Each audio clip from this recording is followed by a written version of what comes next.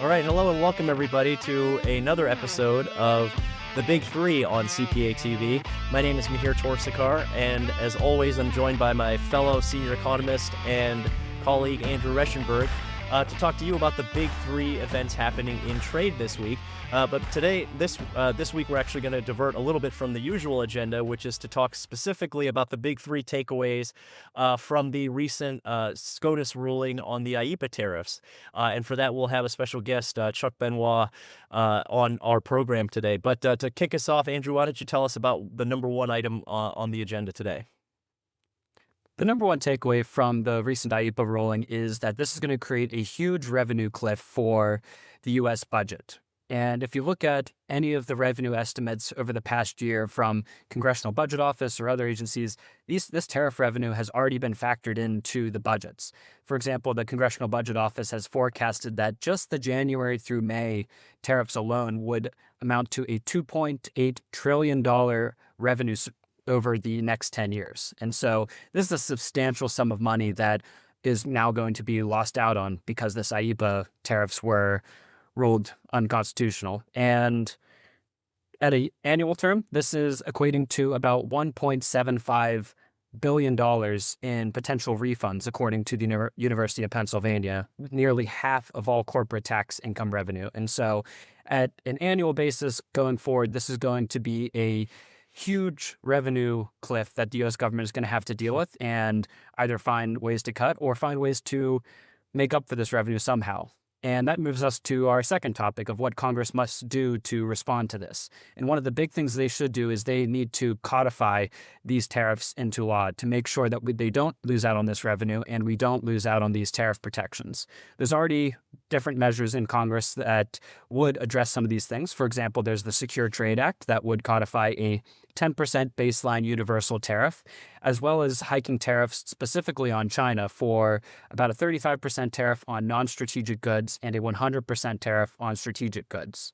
It also expands the authority of CFIUS to block certain investments and transactions into the United States that could threaten national security.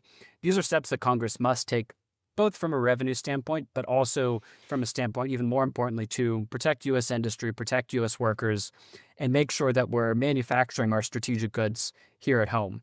It's already been clear over the past year that despite this huge revenue boost that the U.S. has gotten from these tariffs, we're not seeing any impact on inflation. If you look at the January inflation data, there's only a 1.1% inflation for commodities minus food and energy, which is just your basic manufactured goods, which are the most affected by tariffs. And so we're getting this huge revenue boost, but not actually having to pay for it with tariffs. And I'll kick it off to Mihir for the third topic. Yeah, so I think this gives us an opportunity to talk about where the administration should go next. And we at CPA have been big proponents and advocates for these Section 232 tariffs. Those are, remember that those are invoked in light of national security concerns, require an investigation to be done. But most importantly, especially in light, again, of the IEEPA ruling that's been struck down, Section 232 tariffs are not subject to legal challenge. They are statutorily enshrined under the Trade Expansion Act, I think of 1962. So I think that wraps up our big three topics for this week. So let's get on to the show.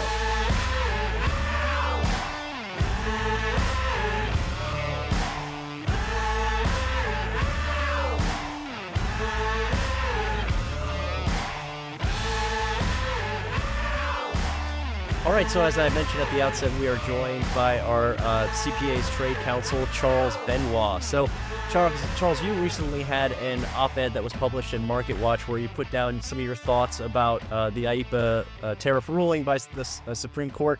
Why don't you walk us through some of the arguments you made and some of just your general thoughts before we get into the big program? Yeah, sure. So, there's been a lot of congressional momentum on tariffs in the last few years, and we didn't want the ruling to lose sight of that. And frankly, I always say tariffs can be used for one of three purposes: revenue, protection of domestic producers, and leverage to threaten other countries. We're not big on number three. We want to protect the home market. We also think tariffs are the best tax. They're great. They're great for revenue because the tax compliances are so low. It's nothing compared to the complexity of income tax. Mm-hmm. So we make the point in that op-ed that went out before the State of the Union. We made the point that look, at the 2024 Republican convention, it became the official policy of the Republican Party to codify the president's universal tariff, as well as repealing China's most favored nation status, which is roughly equivalent to moving them plus 30% if you average it out tariff. And the president used IEEPA to do the law that the Supreme Court just said he can't use. He used that law to do both those things. We got the universal tariff he campaigned on, the 10% universal, and we got the additional plus 20% for China, so 10 plus 20, 30, which is a proxy for repealing the MFN status. So we got that. Those two IEEPA orders, there's 7 IEEPA orders, they all got thrown out, but those 7 represented 90% of the revenue that's now being refunded. And so, look, none of the presidential tariff powers, here's the hard truth, none of the presidential tariff powers have revenue in mind, okay? Like none of them are, the president can enact tariffs because he wants to, cover up budget, because he wants to offset income taxes. That's just not a presidential tariff power. And so if you're trying to use any of the presidential tariff powers to sustain, $200 billion a year in revenue, people are going to come at you for it. Okay, we're going to have litigation now on the new Section 122, which we can get into. So the op-ed was like, Mr. President, you got to go to Congress, and you got to lean on them to codify it. Beyond the fact that it's Republican policy, there's already a bipartisan bill in Congress in the House to do that with a Democrat, Jared Golden from Maine.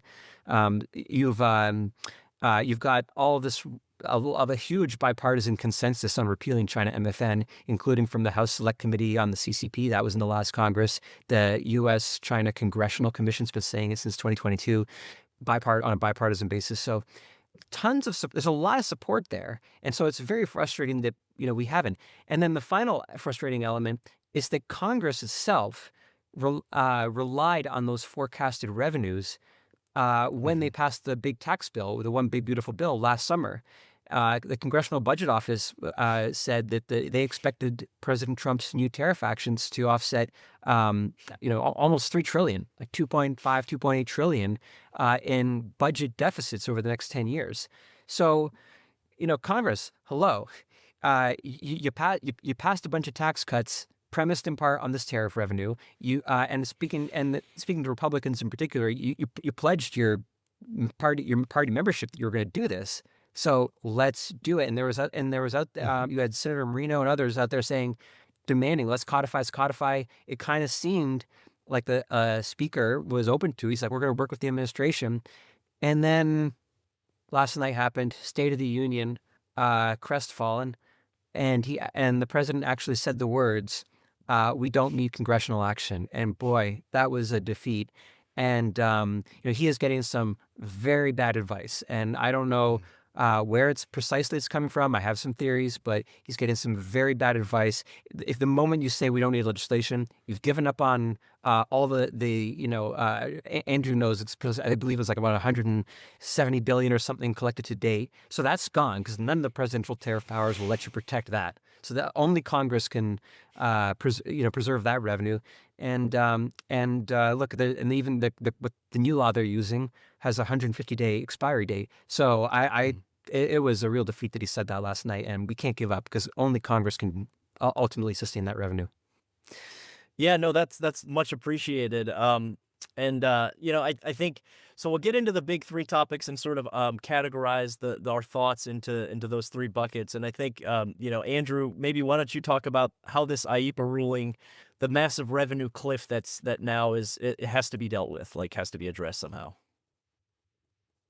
Yes, as Charles already mentioned, this is a huge revenue that was already projected into the congressional budget. The Congressional Budget Office forecasted $2.8 trillion in tariff revenue just from the January through May tariffs alone over the next 10 years. And this is not even including all the tariffs that were implemented after May, which also contribute to it. And so this was already built into the budget last year, and Congress could have to find some way to make up for this. And it's important to know that this tariff revenue is one of the most efficient forms of taxes that you can really have. This can be used to potentially fund infrastructure investments, to reduce the personal income tax for Americans. And really, this is just a tax on either exporters or American companies who outsourced production and cut American jobs in the first place. So those are the real people being punished, but they're also the people who stand to benefit if we have to give out these refunds. The University of Pennsylvania Wharton School has forecasted $175 billion in refunds that are potentially have to be given out. And this isn't just to let everyone know, this isn't going to the average American. You're not going to get a check in the mail for this sort of money. This is going to the big corporations that sent all of the manufacturing sites overseas and have been trying to be incentivized to come back to the U.S., but now they're getting a big tax break. And this is no small sum. This is nearly half of all corporate tax income revenue being potentially refunded. And so Congress really has to do something to address this. Yeah, and so Charles also mentioned the importance of how, this could create an opportunity, or ideally would create an opportunity for Congress to act and codify those revenue tariffs, prevent the budget shortfall. So Charles mentioned the Secure Trade Act, and I mean, I just feel like there's a number of different directions that are on the table that the administration could go. Maybe we can talk a little bit about some of the legislation that's already kind of circulating in Congress right now, and some of the options that are on the table there. So maybe we'll start with the Secure Trade Act, for example. Yeah, so that was Representative Greg Steube, Republican from Florida. He's actually my congressman. So shout out to Greg Steube. Thank you very much for leading on this. And then and Jared Golden, who we're a big fan of him at CPA. Unfortunately retiring. But yes, that was it was the 10% universal, and then it's China MFN repeal. If a critic could point out, in some senses, it's a bit harsher than China MFN repeal. It does move China out of column 1 of the tariff schedule, which is important. And there's some things that are a bit higher. But look, this is the kind of thing that Ways and Means should take. Ways and Means, and Greg Steube, Representative Steube, is a Ways and Means member. Ways and Means is the Committee of Jurisdiction for Tax and Trade. I mean, if you don't love the way they repeal China MFN, you have some concerns about some products being subject to the universal tariff that don't like. Let's have that hearing. This is what Congress did from 1789 to 1930. They would, and in fact, like the most comprehensive tariff bills were often passed when we had a unified Congress and presidency. So the opportunity's there. I'm a big fan of the 1920 to 1922 Congress. Okay, so. And that was an all-Republican Congress. And within a few months of taking office, they wanted to undo what the Democrats had done in 1913, which is move us to an income tax system, and the Radical Revenue Act of 1913, where they abolished a lot of our tariffs. When Wilson was thrown out and the Republicans swept in 1920, within like a few months of that congressional session starting, they'd passed the Emergency Tariff Act of 1921, restoring all the protective agricultural tariffs that we lost in 1913. And then they spent the next year sort of debating, like, a lot had changed in 10 years. There'd been a world war. And then they spent sort of the next year debating a comprehensive new tariff schedule and setting tariffs on everything you can imagine, agricultural products, manufacturing, you name it. And they came up with the Fordney-McCumber Tariff Act. And then that act was very successful. The Roaring '20s ensued. And by the way, that was like going from the 1913 to the 1922. I mean, that was like nothing compared to like last year. Okay, we went from radical free trade to a very protective tariff across manufacturing goods. And then we had the Roaring '20s. And that tariff was actually successful, what President Trump says he wants to do. So by, I believe, like 1928, tariff revenue had enabled Republicans to eliminate income tax for the bottom 97% of payers. So the template for the Republican Party is there. We've done this before, exactly a century ago, and I regret that this Congress just seems unwilling to do that. And I question what kind of advice President Trump has got, because immediately after saying we don't need congressional legislation, immediately after saying this in the State of the Union last night, he said, but we want to replace income tax with tariffs. Well, there is absolutely no way you can even meaningfully do that, make any kind of sizable revenue, I would say north of $100 billion a year, without legislation on an ongoing basis. So look, the president's not a lawyer, and I don't expect, but he's getting terrible advice from people who should know better and are not helping him realize that goal. Andrew, what do you think? Do you think Congress needs to party like it's 1920 to 22? What do you think? Yeah, I really see no reason why Congress shouldn't move on something like this, because at this point we have nearly a year of evidence on what the impact of these kind of tariffs actually are. And way back in mid 2025, the Congressional Budget Office, when they estimated how much the tariff revenue would actually bring in, they also estimated how much they thought it would impact inflation. And what they found is it's only a fraction of 1%. It's less than 1% of an impact on inflation. And that's exactly what we've actually seen as the real hard evidence over the past year. Inflation from January 2026 over the past 12 months for commodities, minus food and inflation, these are the actual manufactured goods that are most impacted by tariffs, is only 1.1%.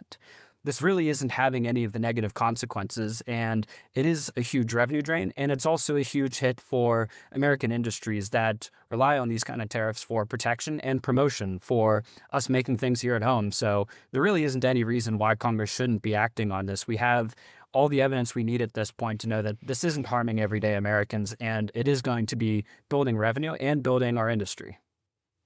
And I would just add that the importance of certainty in this environment is so critical, especially to kind of lock in some of those investment, like the long-term investment commitments that businesses want to see. And time again, they seem to say that, that they're not getting the kind of durable the message, I guess, that these policies are going to be in place a long time. And, the benefit of course, of Congress codifying these rules is that it just becomes, kind of put in the books, and we move on to the next issue. So, when there's that uncertainty measure, it's just going to be throw a wrench in things, which I think allows us to pivot to the third topic, which is where we think that the administration needs to pivot to Section 232 tariffs. And, bear in mind, these are tariffs that are invoked under the, national security auspices. Specifically, they're statutorily enshrined under the 1962 Trade Expansion Act. And they can do things like target industrial capacity and address things like, industrial overcapacity from China. And we look at them as kind of an opportunity to move towards a managed trade arrangement where you can be, more precise and specific in targeted in trying to understand what are the specific parts of the supply chain that you're trying to target. So, for example, if we look at copper, which got Section 232 tariffs applied to them after an investigation, for example, the administration exempted the upstream, raw copper from tariffs to allow that to be an uninterrupted feedstock for our midstream fabricators, where we actually have some competitiveness, of a competitive advantage, if you will. And so doing things like that, but whereas another industry might have more of the value chain or the supply chain have a tariff applied to it, allows us to do things like apply, specific tariffs. Chuck, obviously, I'll let you talk a little bit about that. That's been a real pet project of yours at CPA. You've really been advocating for that. But also, other things like compound tariffs, where you can apply a specific as well as an ad valorem tariff. I look at it almost like a menu where you can just kind of pick and choose what's the most appropriate remedy. And I think that that's the kind of thing that can grant some relief. And again, the importance of the fact that this is not subject to legal, scrutiny or not at least a credible legal scrutiny. It's not something that's going to be struck down by the Supreme Court. And I do think it could provide a little measure of that security that I mentioned that those investors are looking for. But maybe, if you guys want to talk a little bit about the options that are available under the Section 232 statute, for example.